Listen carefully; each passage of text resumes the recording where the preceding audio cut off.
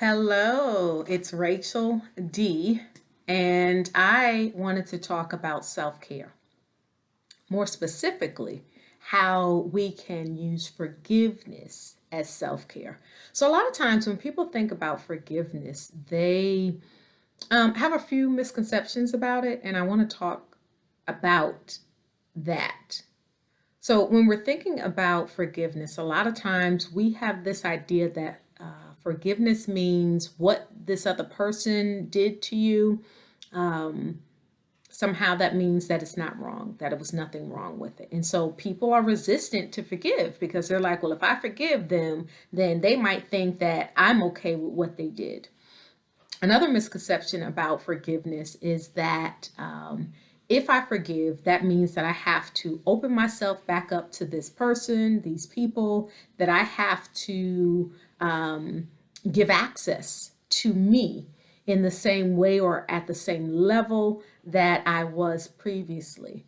And the truth is, forgiveness is not that, right? Forgiveness does not mean that what the other person or the system did was right or that you're okay with it. It also does not mean that you put yourself back in harmful situations. Instead, forgiveness is more about you choosing you.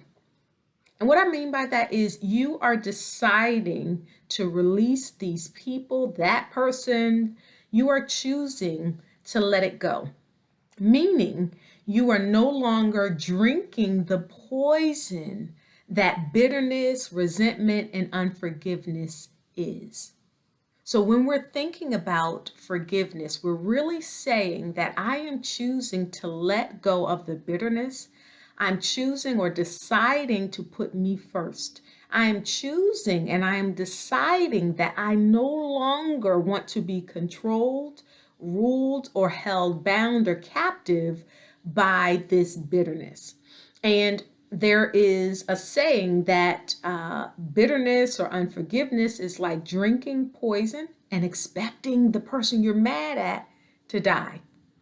The reality is, as you're holding on to this bitterness, it is destroying your life. It is not allowing you to have peace. A lot of you all are up at night thinking about what was done, what you woulda, coulda, shoulda said or done, and it is robbing you of the peace, of the joy that you need to have a quality of life. So when we make the decision to forgive, it's you deciding that enough is enough. I'm going to take my power back and I'm going to choose to release this person and I'm going to stop drinking this poison and this bitterness.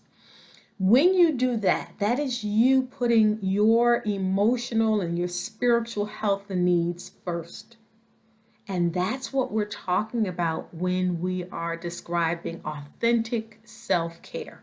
It's doing things like that. It's deciding that your peace is more important than holding on to a grudge because of what somebody did to you.